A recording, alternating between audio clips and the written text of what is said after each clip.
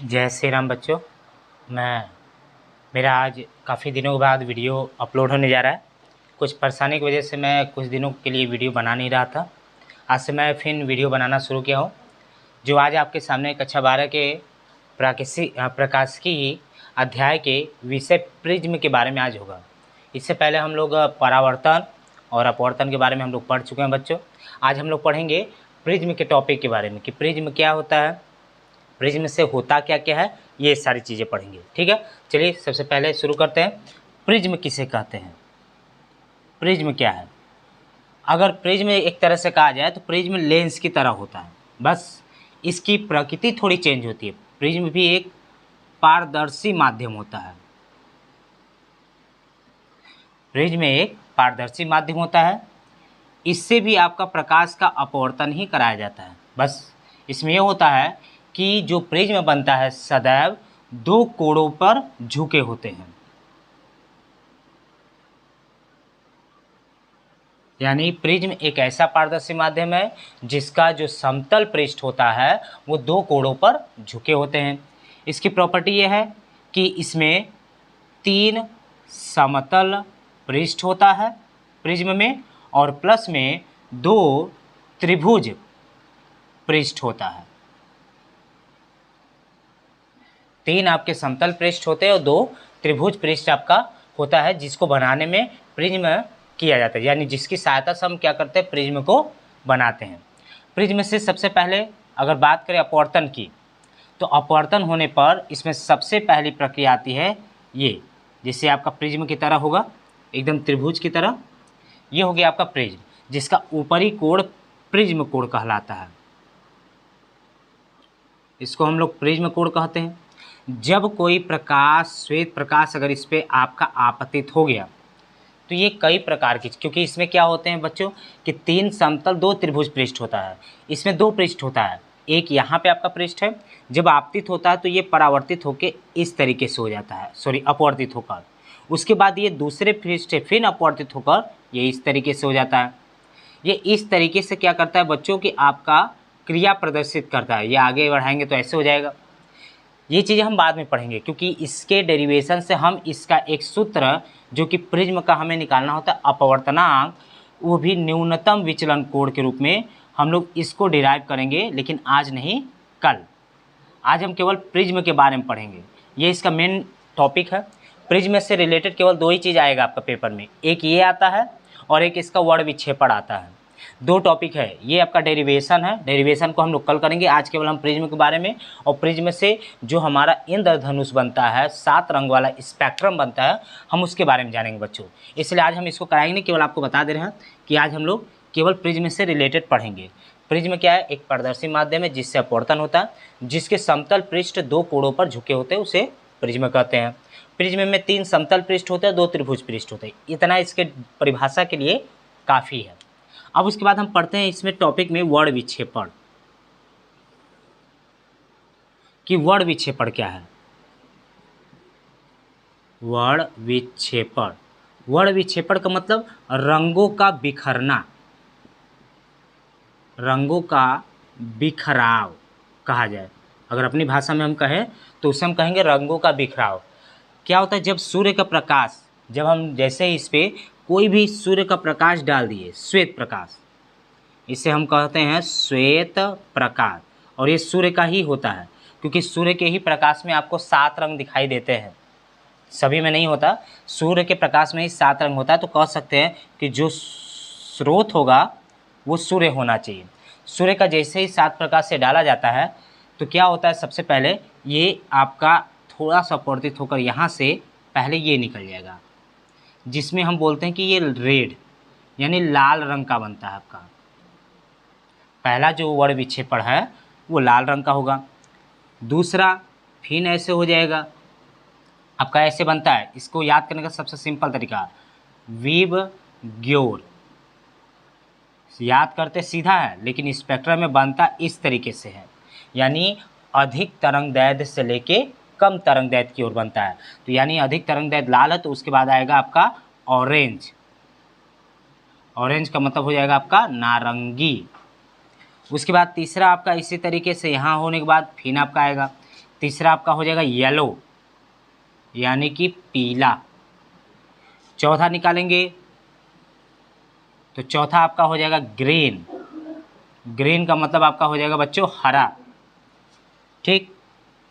पांचवा आपका हो जाएगा, पांचवा क्या है, ब्लू। ब्लू का मतलब नीला। कभी कभी पिछले बार में हम लोग पढ़े थे कि आसमानी कभी कभी भी आ जाता है, लेकिन आपका नीला होता है बच्चों। फिर उसके बाद आपका आएगा इंडिगो यानी कि जामुनी कलर। और लास्ट में आपका आता है वायलेट यानी कि आपका बैगनी। ये आपका इतने स्पेक्ट्रम बोलते हैं। इन सभी को जो ये रंग है इनको अपने भाषा में कहा जाता है स्पेक्ट्रम। इन्हें स्पेक्ट्रम कहा जाता है, यानी रंगों के इन समूहों को स्पेक्ट्रम नाम दिया गया है। इस तरीके से ये क्या करता है, प्रिज्म अपना बिखराव करता है रंगों का इस तरीके से, और हमेशा यही रंग ही बनाएगा। ये नहीं कि ये क्रम चेंज कर देगा, ये आपका यही रंग हमेशा बनाएगा, चाहे प्रिज्म आपका कोई भी हो। श्वेत प्रकाश जब भी आप डालेंगे तो यही रंग हमेशा दर्शाएगा। याद करने का तरीका विबग्योर, ये ध्यान रखिएगा कि विबग्योर जो होता है वो कम तरंगदैर्घ्य से अधिक तरंगदैर्घ्य की ओर होता है। हम यहाँ पे लिख भी दे रहे हैं, एक ही तरीके में आप ध्यान रखिए।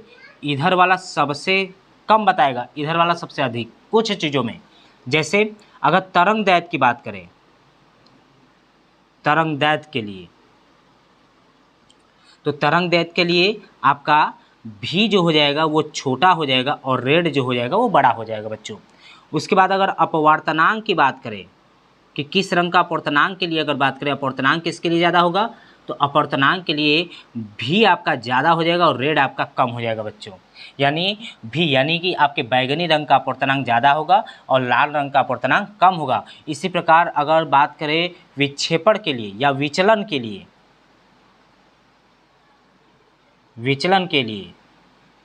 तो विचलन के लिए भी आपका भी का मान ज़्यादा हो जाएगा और रेड का मान कम हो जाएगा बच्चों। तो ये तीन टॉपिक सबसे शॉर्टकट तरीका आपको याद करने के लिए, कि इस चीज़ को याद रखेंगे कि तरंगदैर्घ्य में लाल ज़्यादा होता है, वायलेट कम होता है, यानी कि लाल कलर का ज़्यादा और बैगनी रंग का कम होता है तरंगदैर्घ्य। अपवर्तनांक लाल कलर का कम होता है और भी यानी कि बैगनी रंग का ज़्यादा होता है। और विचलन भी, विचलन का मतलब कि बिखराव जो होता है वो आपका लाल रंग का कम होगा और आपका वायलेट यानी जामुनी कलर का ज़्यादा होता है। लाल रंग की विचलन ज़्यादा नहीं करता, लेकिन इसका जो प्रकीर्णन होता है वो बहुत ज़्यादा होता है, क्योंकि वो काफ़ी दूर तक आपको दिखाई देता है। लंबी दूरी तक अगर कोई दिखाई देने वाला रंग होता है तो लाल होता है। एग्जाम्पल के रूप में आप देखते होंगे कि आपके गाड़ी उड़ी जो होते हैं उनमें भी पीछे लाल रंग ही प्रयोग किया जाता है, जिससे कि दूर रहने पर ही आप दूर से ही पता कर लीजिए कि आपके सामने कोई गाड़ी खड़ी है या नहीं।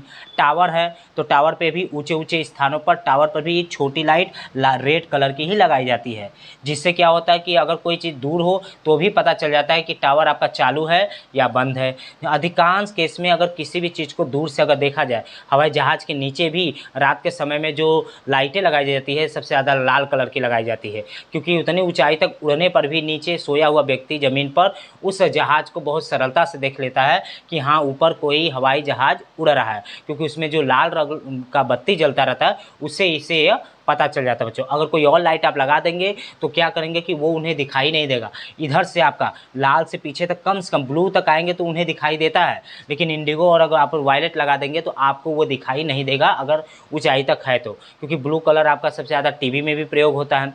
टीवी में भी आपका ब्लू कलर ही सबसे ज़्यादा माना जाता है कि वही सूटेबल होता है आँख के लिए, इसलिए इधर के क्रम से अगर कोई भी आपका होता है तो हमें दिखाई देता है, बाकी नहीं। देखिए अधिकांश केस में लाल कलर का ही प्रयोग किया जाता है। ये इसके प्रिज्म के बारे में है। जो पहला वर्ण विक्षेपण होगा, वर्ण विक्षेपण का अब अर्थ आपको बता देते हैं। वर्ण विक्षेपण में जब कोई एक श्वेत प्रकाश किसी प्रिज्म से अपवर्तन होता है तो वो क्या करता है, कई रंगों के एक स्पेक्ट्रम में बिखर जाता है बच्चों। एक कई रंगों या कई वर्णों के रूप में बिखरने की इस प्रक्रिया को हम वर्ण विक्षेपण कहते हैं। और रंगों के इन समूहों को वर्णों के इन समूहों को हम स्पेक्ट्रम भी कहते हैं।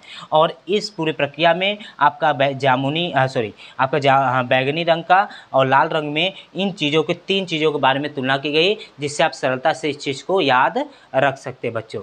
ठीक है, तो आज के टॉपिक के लिए हमारा जहाँ तक उम्मीद है ये काफ़ी है।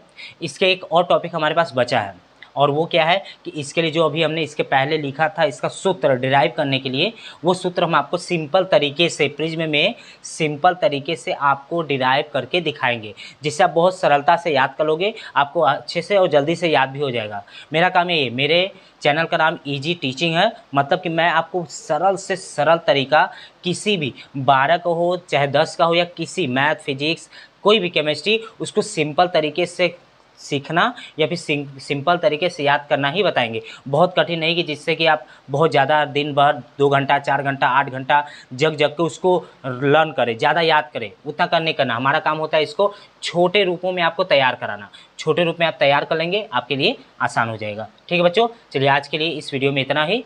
धन्यवाद।